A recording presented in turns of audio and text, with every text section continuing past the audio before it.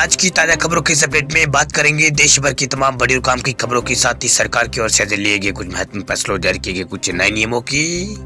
इसके अलावा बैंक खाताधारकों के लिए बड़ी खबर, एसबीआई ने 40 करोड़ ग्राहकों को जारी किया है अलर्ट, बंद हो सकती है आपकी बैंकिंग सेवा।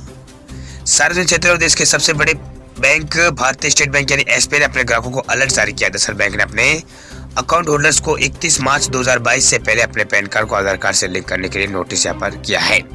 वही बैंक ने कहा है कि अगर ग्राहक ऐसा नहीं करते हैं तो उनकी बैंकिंग सेवा ठप हो सकती है। एसबीआई ने इसके लिए यहाँ पर ट्वीट भी किया है। एसबीआई ने कहा है कि हम अपने ग्राहकों को सलाह देते हैं कि वे किसी भी असुविधा से बचने के लिए अपने पैन कार्ड को आधार कार्ड से लिंक करें और निर्बाध बैंकिंग सेवा का आनंद लेते रहें। इसके साथ ही बैंक ने कहा है कि पैन कार्ड को आधार कार्ड से लिंक करना अनिवार्य है। यदि पैन कार्ड को आधार कार्ड से लिंक नहीं है तो आपका जो पैन कार्ड है वो यहाँ पर बंद हो जाएगा, यानी इसके कर दिया जाएगा। वही आपको बता दें कि केंद्र सरकार ने कोरोना वायरस महामारी को देखते हुए पैन कार्ड को आधार कार्ड से जोड़ने की जो समय सीमा है वो यहाँ पर 30 सितंबर 2021 से बढ़ाकर 31 मार्च 2022 यहाँ पर कर दी है। वही पैन कार्ड को आधार कार्ड लिंक करने से सबसे पहले आपको इनकम टैक्स जो वेबसाइट है उसके ऊपर जाना होगा, www.incometaxindia.efiling.gov.in पर जाकर लिंक आधार कार्ड विकल्प को यहाँ पर ओके करना होगा। वहाँ पर पैन कार्ड को आधार कार्ड से लिंक करने का यहाँ पर बटन आपको नजर आएगा, वहाँ आप यहाँ पर डायरेक्ट कर सकते हैं। चलिए बात करते हैं अगली खबर की। तो झारखंड में बीपीएल परिवार को प्रति माह 10 लीटर सस्ता मिलेगा पेट्रोल।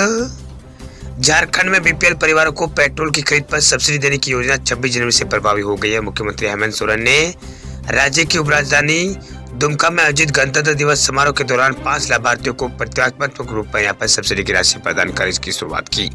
वही मुख्यमंत्री सोरेन ने कहा कि झारखंड पेट्रोल सब्सिडी योजना के लिए 1,04,000 लोगों ने अब तक यहाँ पर निबंधन कराया है। इनमें यहाँ पर 73,000 आवेदन स्वीकृत हो चुके हैं। पूरे राज्य में 58,000 लाभुक को खाते में यहाँ पर डीबीटी के माध्यम से सब्सिडी की राशि 250 रुपए जमा हो जाएगी। वही प्रत्येक लाभार्थी को प्रति माह 10 लीटर पेट्रोल पर 25 रुपए की दर से यहाँ पर सब्सिडी मिलेगी। आपको बता दें कि पेट्रोल सब्सिडी योजना के प्रथम चरण में झारखंड में वैसे 20 लाख कार्डधारियों को लाभ मिलेगा जिनके पास 2 पहिया वाहन है। हालांकि राज्य में कुल कार्डधारियों की संख्या करीब 61 लाख है। इसमें प्रायोरिटी हाउस होल्ड कार्डधारकों की संख्या 5 लाख के आसपास यहाँ पर है। चलिए बात करते हैं अगली खबर की। तो यूनिटी स्मॉल फाइनेंस बैंक में हुआ है पीएमसी बैंक का मर्जर, ग्राहकों को इतने समय में मिलेगा फंसा हुआ पैसा। Punjab and Maharashtra cooperative bank के ग्राहकों के लिए लंबे अरसे के बाद राहत भरी खबर निकल कर आई। दरअसल मुश्किलों में फंसे पीएमसी बैंक का यूनिटी स्मॉल फाइनेंस बैंक में यहाँ पर विलय पूरा हो गया है। वही सरकार ने मंगलवार को इस विलय पर अपनी मोहर लगा दी है, यानी पीएमसी बैंक की सभी शाखाएं यूएसएसबी जो बैंक है यूनिटी स्मॉल फाइनेंस बैंक इसकी शाखा के रूप में यहाँ पर काम करेगी। आपको बता दें कि करीब 2 साल पहले वित्तीय अनियमितताओं के मामले सामने आने के बाद रिजर्व बैंक ने पीएमसी बैंक के बोर्ड को भंग यहाँ पर कर दिया था। वही आरबीआई की ओर से इस संबंध में यहाँ पर जारी किए गए एक बयान में कहा गया है कि ये सम्मेलन अधिसूचना की तारीख 25 जनवरी 2022 से प्रभावी होगा। गौरतलब है कि रिजर्व बैंक ने विलय की इस योजना का मसौदा तैयार किया था जिसे 22 नवंबर 2021 को यहाँ पर सार्वजनिक किया गया था। वही सरकार ने मंगलवार को विलय की योजना को मंजूरी देते हुए अधिसूचित यहाँ पर कर दिया है। चलिए बात करते हैं अगली खबर की। तो देश में ड्रोन बनाना होगा आसान, सरकार ने नियमों में दी है डील। आने वाले कुछ समय में अगर आपके घर पर ड्रोन से सामान की डिलीवरी हो तो इसमें कोई बड़ी बात यहाँ पर नहीं होगी। आने वाले दिनों में आप जिस तरह से गाड़ी चलाते हैं उस तरह से आप ड्रोन भी चला सकेंगे। दरअसल सरकार ने जो ड्रोन पॉलिसी है उसको आसान बनाने के बाद अब ड्रोन बनाने वाली कंपनियों को भी यहाँ पर राहत दी। दरअसल उनकी राह भी आसान कर दी। दरअसल सरकार ने ड्रोन से जुड़ी जो कागजी कार्रवाई है उसको आसान, सरल और तेज और पारदर्शी बनाने के लिए योजना की शुरुआत यहाँ पर की है। जो नई योजना यहाँ पर शुरू हो चुकी है, वह इस योजना में हवाई क्षेत्र से जुड़े नक्शे और इसके अलावा पीएलआई योजना और single window digital sky platform को आसान बनाने की कोशिश की गई है। सरकार का मानना है कि इस कदम से ड्रोन निर्माण उद्योग को बढ़ावा मिलेगा। वही सरकार ने ड्रोन से जुड़े कई काम ऑनलाइन यहाँ पर कर दिए हैं, जिसमें ड्रोन है उसका यहाँ पर ऑनलाइन लाइसेंस आदि प्रक्रिया शामिल है। इसके अलावा अब ड्रोन के लिए एक रूट बनाने की बात कही गई है। ड्रोन के वजन, रूट और आदि के आधार पर नियम यहाँ पर तय किए गए हैं। जिस तरह से पहले ड्रोन उड़ाने की परमिशन लेना काफी मुश्किल था, जिस प्रक्रिया को अब सरकार की ओर से आसान कर दिया गया है। चलिए बात करते हैं अगली खबर की। तो अब छुट्टी के दिन भी बंद नहीं रहेगी शराब की दुकानें, दिल्ली सरकार ने लिया है बड़ा फैसला।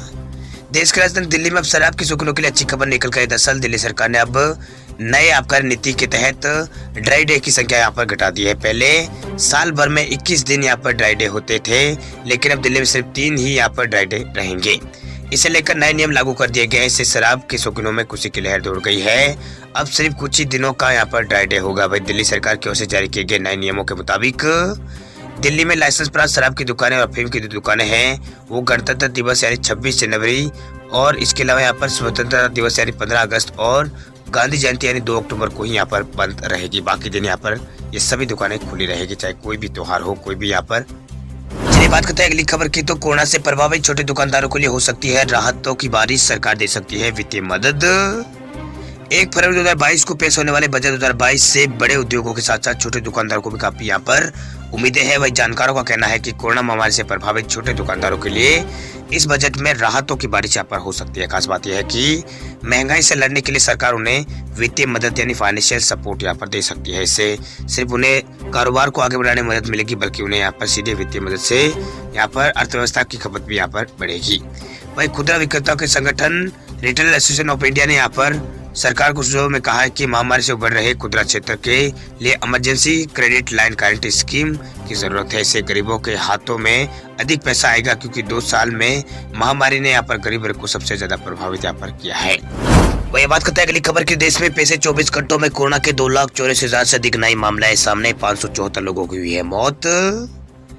देश में बुधवार को 2,84,460 नए कोरोना संक्रमित मरीज मिले। इस दौरान 3,76,000 से अधिक लोग पिछले 24 घंटों में ठीक हुए, जबकि यहाँ पर 574 लोगों की पिछले 24 घंटों में मौत हुई है। वही पिछले दिनों के मुकाबले 1454 नए मामले हैं वो कम यहाँ पर आए हैं। वही इसे एक दिन पहले यहाँ पर 2,85,000 के आसपास नए संक्रमित मिले थे। वही 759 लोगों की मौत हुई थी। देश में फिलहाल जो एक्टिव केस है वो कम हुए हैं, अब 21,55,000 के आसपास आ चुके हैं। महामारी की शुरुआत से अब तक देश में कुल 4,03,00,000 से ज्यादा संक्रमित मरीज मिल चुके हैं। वही देश में यहाँ पर कोरोना के मामलों में लगातार यहाँ पर अब जो गिरावट का दौर है वो शुरू हो चुका है। वही कुल कोरोना केस 4,03,69,000 पार पहुंच चुके, कुल रिकवरी 3,76,00,000 पार हो चुकी है, तो कुल 4,51,000 के आसपास मौतें हो चुकी है। वही नए मामलों में सबसे ज्यादा मामले केरल से सामने आए हैं। केरल में पिछले 24 घंटों में 49,771 नए मामले सामने आए हैं। वही 34,459 मरीज ठीक हुए। वह 63 लोगों की मौत हुई। एक दिन पहले यहाँ पर 55,000 से अधिक नए मामले सामने आए थे और 70 लोगों की मौत हुई थी। इस राज्य में जो पॉजिटिविटी रेट है वो फिलहाल यहाँ पर 48.06% यहाँ पर चल रही है। वही कर्नाटक में भी यहाँ पर नए मामलों में बढ़ोतरी हुई है। पिछले 24 घंटों में 48,905 नए मामले सामने आए हैं। वही 41,000 से अधिक मरीज ठीक भी हुए हैं। वही 39 संक्रमितों की मौत हुई। इस राज्य में पॉजिटिविटी रेट जो है फिलहाल यहाँ पर 22.51% है। वही महाराष्ट्र में भी कोरोना के मामलों में लगातार यहाँ पर अब जो गिरावट का दौर है वो शुरू हो चुका है। वही महाराष्ट्र राज्य में पिछले 24 घंटों में 35,756 नए केस मिले। इस दौरान 80 के आसपास लोगों की मौत हुई है। वही 49,000 से अधिक ठीक हुए हैं। वही 33,000 कल यहाँ पर नए मामले सामने थे। अभी यहाँ पर इसमें थोड़ी बढ़ोतरी यहाँ पर हुई है। वही तमिलनाडु पिछले 24 घंटों में 29,976 नए मामले सामने आए हैं। 25,000 से अधिक ठीक हुए। वही 47 लोगों की मौत हुई है। कुल मिलाकर ये कहा जाए यहाँ पॉजिटिव रेट 19.86% है।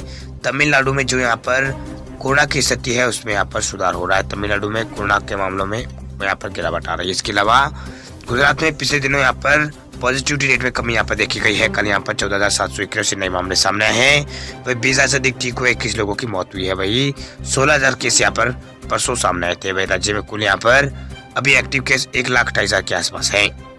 इसके अलावा आंध्र प्रदेश में 13,819 नए मामले सामने आए हैं। उत्तर प्रदेश में 10,886 और इसके अलावा राजस्थान में पिछले 24 घंटों में 13,049 नए केस आए हैं। वही 11,000 से ठीक हुए हैं। 21 लोगों की मौत हुई है। राजस्थान में जो पॉजिटिविटी रेट है वो 19.71% यहाँ पर आ चुकी है। वही एमपी में भी यहाँ पर 9,996 नए मामले सामने आए हैं। वही 8,600 से अधिक ठीक हुए हैं। वही इस दौरान 8 मरीजों की मौत हुई है। एक दिन पहले भी यहाँ पर 9,451 नए मामले सामने आए थे और 7 मरीजों की मौत हुई थी। वही हरियाणा राज्य में भी कोरोना के मामलों में अभी जो गिरावट है वो यहाँ पर जारी है। नए मामलों में गिरावट जारी है। पिछले 24 घंटों में 6,351 नए संक्रमित पाए गए हैं। वही 9,571 से अधिक लोग ठीक हुए हैं। अब तक यहाँ पर ठीक हो चुके 7 लोगों की मौत हो चुकी है। वही 6,029 लोग कोरोना संक्रमित पाए गए हैं। वही दिल्ली में लगातार मामलों में गिरावट का दौर जारी है। 7,498 नए मामले यहाँ पर मिले हैं। 11,000 से अधिक ठीक हुए हैं। वही अभी यहाँ पर जो नए मामले हैं उनमें थोड़ी सी बढ़ोतरी यहाँ पर हुई है। दिल्ली में पॉजिटिविटी रेट फिलहाल यहाँ पर 10.59% है। वही छत्तीसगढ़ में 4,382 नए मामले यहाँ पर सामने आए हैं। पश्चिम बंगाल में 4,969 और बंगाल में 4,069 और इसके अलावा यहाँ पर पंजाब में 4,990 केस यहाँ पर पिछले 24 घंटों में इस राज्य में सामने आए हैं। चलिए बात कर लेते हैं अब आज के मौसम समाचारों को। देश में अभी जारी रहेगा ठंड का कहर, यूपी सहित इन राज्यों में छाया रहेगा घना कोहरा। देश के उत्तरी भागों में बादलों की स्थिति अभी भी बनी हुई है। वे बादल कभी आ रहे हैं तो कभी जा रहे हैं तो कभी यहाँ पर बने हुए हैं। हालांकि वातावरण में अभी भी यहाँ पर नमी साफ महसूस की जा सकती है। भारतीय मौसम विज्ञान विभाग के अनुसार पंजाब, हरियाणा, राजस्थान, दिल्ली, उत्तर प्रदेश, बिहार, झारखंड, पश्चिम बंगाल, ओडिशा, छत्तीसगढ़, मध्य प्रदेश, महाराष्ट्र और पूर्वोत्तर राज्यों से लेकर जो राज्य दूसरे राज्य हैं, यहाँ पर पूर्वोत्तर साइड के जो राज्य हैं वहाँ अभी भी यहाँ पर नमी बनी हुई है। इस नमी के कारण ये जो नमी है वो बारिश के कारण हुई है, वो अभी भी यहाँ पर बनी हुई है। वही मौसम विभाग ने यहाँ पर आने वाले 24 घंटों के दौरान देश के कई राज्यों में कड़ाके की सर्दी और कोहरा छाए रहने का अनुमान यहाँ पर जताया है। वही भारतीय मौसम विज्ञान विभाग ने उत्तर भारत के पर्वतीय क्षेत्रों में जम्मू कश्मीर से उत्तराखंड तक कई इलाके ऐसे हैं जहाँ पर बादल बने हुए। साथ ही यहाँ पर एक के बाद एक पश्चिमी विक्षोभ आने का सिलसिला जारी है। वही भारत में अगला पश्चिमी विक्षोभ 29 जनवरी को दस्तक दे सकता है। वही 29 जनवरी को यहाँ पर एक और पश्चिमी विक्षोभ दस्तक भारत में दे सकता है। वह पूर्वोत्तर राज्यों में अभी यहाँ पर आंध्र प्रदेश के रोयल सीमा तक ओडिशा तक एक ट्रिप रेखा यहाँ पर बनी हुई है। वही भारतीय मौसम विज्ञान विभाग के अनुसार आज यानी 27 जनवरी को अगर आप बारिश की बात करें तो पूर्वोत्तर और दक्षिणी राज्यों में बारिश की संभावना नजर आ रही है। लेकिन पहले बात उत्तर भारत के जो पहाड़ी राज्य है वहाँ की करें तो यहाँ पर इन दिनों यहाँ पर स्थानीय जनजीवन यहाँ पर अस्त व्यस्त हो रखा है। वही अगले 24 घंटों के दौरान मुजफ्फराबाद, गिलगिट बाल्टिस्तान और इसके अलावा यहाँ पर लद्दाख, जम्मू कश्मीर, हिमाचल प्रदेश के ऊपर बादल बने हुए हैं और कुछ इलाकों में बारिश होने और बर्फबारी की संभावना है। वही मैदानी इलाकों की बात करें तो आज उत्तर भारत में बारिश नहीं होगी, लेकिन छटपुट बादल जरूर दिखाई देंगे। ये अनुमान ये है कि यहाँ पर पंजाब, हरियाणा और उत्तर प्रदेश और राजस्थान के पश्चिमी भागों में नमी बने रहने के बावजूद भी पश्चिमी हवाओं के चलने से यहाँ पर तापमान सामान्य से कम हो रहेगा। कई जगहों पर कोहरा भी देखने को मिलेगा। वही पंजाब, हरियाणा, दिल्ली और आसपास के इलाकों में कोहरे की यहाँ पर जो कोहरे की परत है वो यहाँ पर देखने को मिल सकती है।